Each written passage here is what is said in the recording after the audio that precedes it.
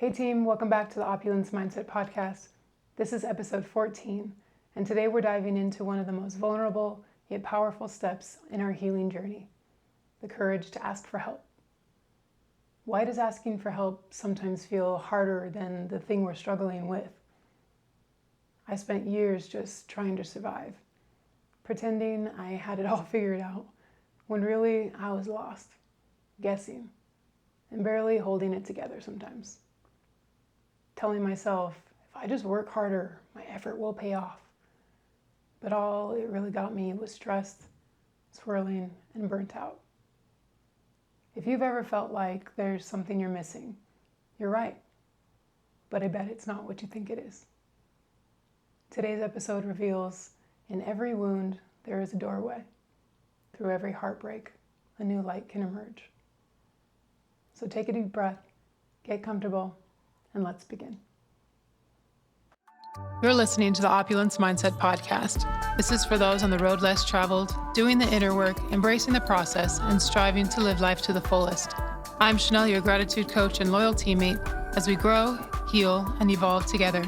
Thank you for sharing valuable time with me, and remember to wear opulence, think love. Before we begin, let's return home, to the breath, to the body. Place your hand on your heart. Inhale slowly through your nose, holding at the top, and exhale through the mouth.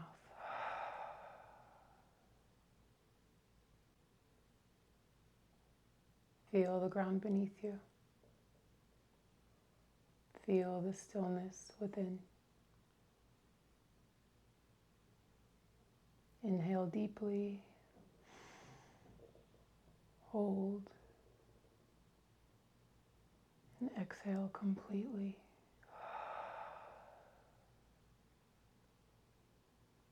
There's nothing to fix, nothing to prove. Just be. You are already enough. You are loved. So while I didn't always know how to ask for help out loud, life had a way of answering prayers I didn't even know I was whispering. It was the summer I volunteered to stay with my grandma after her back surgery that I found out what I had been missing for years. My grandma is a beautiful soul. Her family is her pride and joy, truly the reason she still fights to be here. She's shown me unconditional love in more ways than I can count. She fed me every week in college. She rolled my grandpa in a wheelchair into every single one of my home basketball games. When I lived with her between schools, she made me lunch before work every day. She's been more like a parental guardian to me. Honestly, she's a huge reason I made it through my 20s. But my grandma is also a very traditional, conservative-leaning baby boomer and a deeply devoted Mormon. Like so Mormon, she mean mugs the members of the other Mormon sect like they're not her cousins. And in her sweet, innocent way, she has a subtle gift of asking you questions that pierce right through your biggest insecurities. But yet she is always coming from a genuine place of love. So knowing that my answers usually don't align with the religion she breathes, always stirred up a lot of turmoil within me. Maybe you have someone in your life like this too. Someone you deeply love, who you want to make proud, but someone who also triggers your deepest wounds without even meaning to. Around 21, I officially walked away from the religious path I was raised in. I considered myself agnostic just because I didn't want anything to do with religion at all after leaving my dad's house as a teen. Any religion triggered a lot of pain for me. Honestly, for a long time, I felt embarrassed when people found out I was raised Mormon. not because of the faith itself, but because the culture of shame and judgment it's associated with. It wasn't that I hated God, I just wanted nothing to do with anything or anyone telling me how to live or how to earn love ever again. I even considered atheism for a while. But deep down, no matter how much anger or numbness I carried, my soul never quite let go of the knowing that there had to be something more. This physical hell couldn't be it.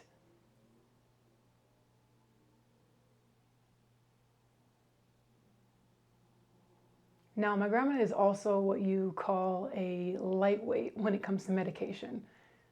So on those heavy painkillers post-surgery, her filter, gone. Absolutely gone.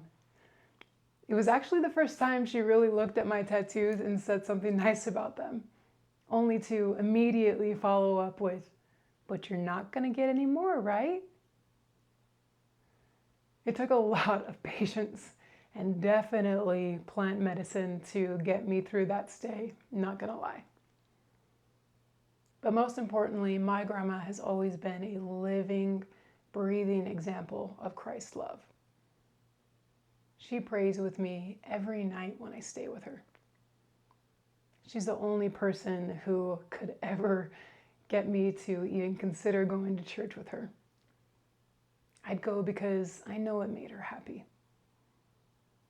Before that trip, when she would ask if I wanted to say the prayer at night, I always politely declined. It wasn't rebellion, it was pain.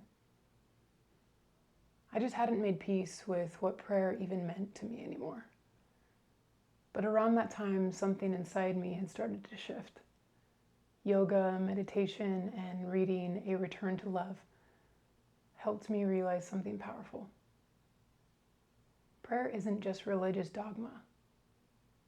It is intention. It's manifestation. It's a conversation with the divine within. So I started thinking about how I wanted to pray, how I would start, how I would end. And if you ask me, God isn't a man in the sky with a court gavel. God is love. God is energy. God is everything. So I decided to start my prayers now with, "Dear Lord of love and light," and ended them with, "And we say these things in the name of love and light, and so it is, amen." Speaking my prayers aloud in this way feels like I'm reclaiming a sacred language.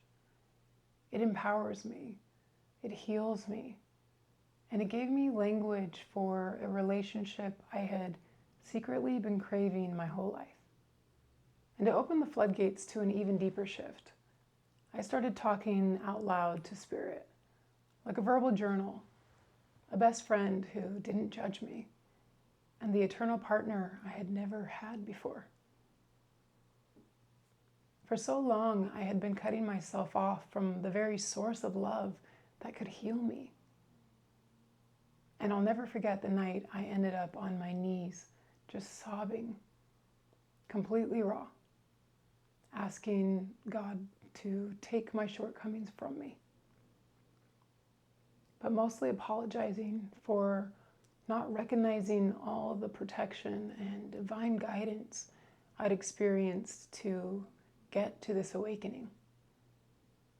It wasn't pretty, but something shifted.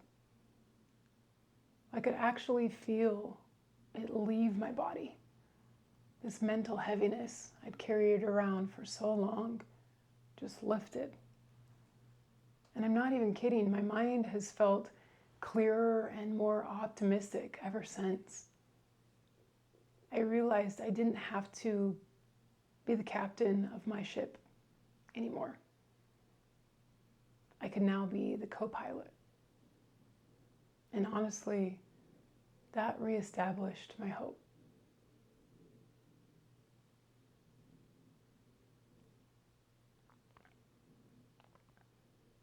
See, I had volunteered to help my grandma out of love.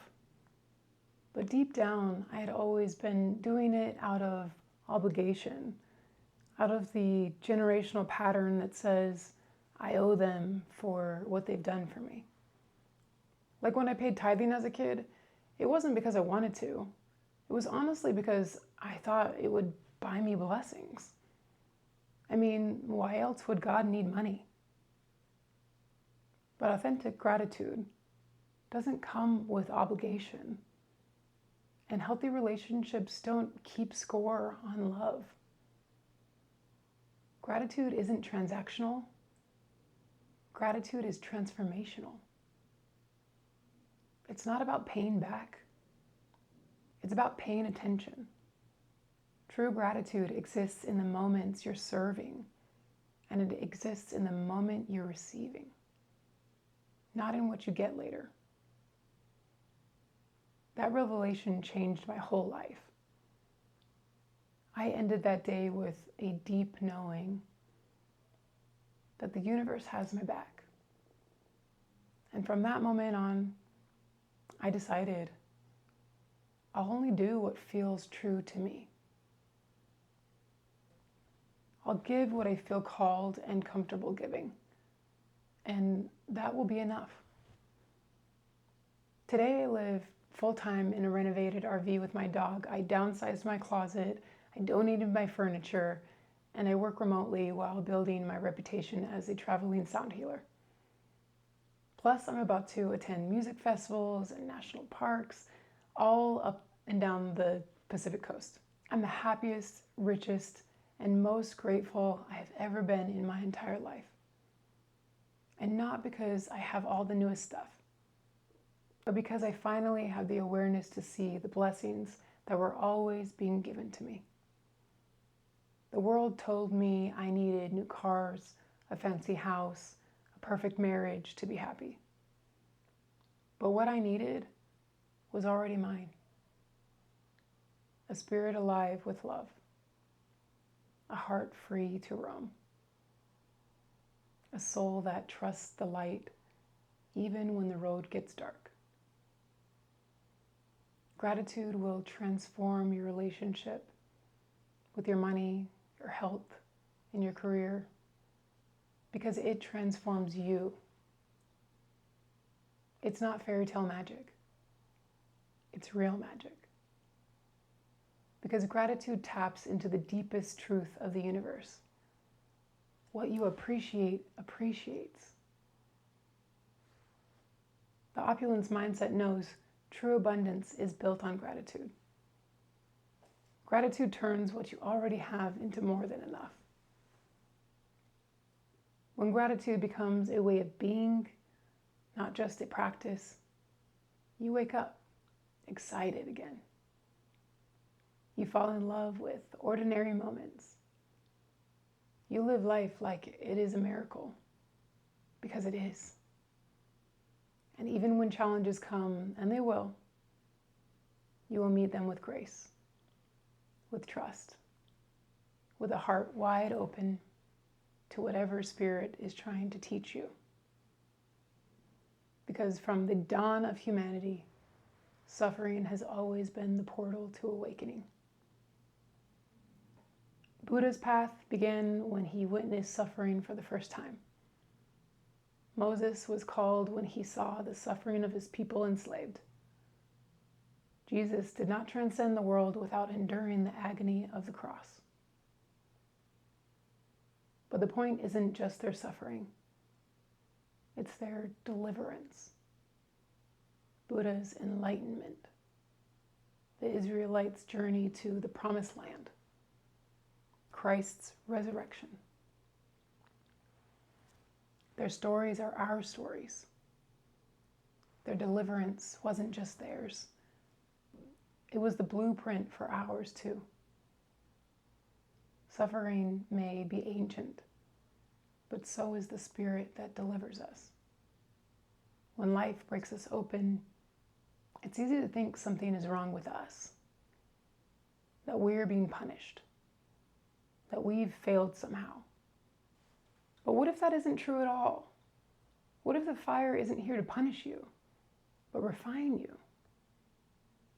What if it's a sacred passage designed to crack the hard shell of the ego and reveal the divine self that was never broken to begin with? Carl Jung says, one does not become enlightened by imagining figures of light, but by making the darkness conscious. Healing isn't about pretending everything's fine. It's about facing our shadows and asking for strength and wisdom in our true guide. Because when we bring the hidden wounds into the light, we invite the miraculous power of love to do what we cannot do alone. Miracles are not a quick fix. They're not a magic wand that makes the hard parts vanish. Miracles are what happen when we are willing to see ourselves, our pain, and our lives differently. When we're willing to ask, "Dear Lord of love and light, I am willing to see this differently. Please show me the way because I don't know how to handle this alone." Faith is not pretending darkness isn't there. Faith is knowing the sun is still shining even when the clouds block it from view. Your pain is not a sign that you're lost. It's a sign that you're being called to remember who you really are, called to rise. Hold on. Stay curious. Stay willing. Because your healing, your rising, your miracle has already started. Be still and know that I am God. Psalms 46:10. There's more happiness waiting for you than you can even imagine right now. Keep going. You were made for this. Your presence and input are sacred to me. Thank you for holding space for us to share this level of vulnerability. The fact that you're here means you're already stepping into your own knowing and that we are aligned in a collective evolution. Podcasting offers a unique opportunity for deep personal connection. Through this platform, no matter where you are right now, no matter what timeline you're in, it's like I'm sitting right next to you, saying, "Hey, you are not alone. You are loved, and I want to help." Trust that the Opulence Mindset perspective shift is supporting your personal growth and well-being. To all the listeners who follow along in this journey, thank you. I cannot do this without you. The divine love in me recognizes the divine love in you. May the eternal light of this shared experience journey to the great beyond in perpetuity. Until next time, remember to wear opulence, think love, and so it is. Amen.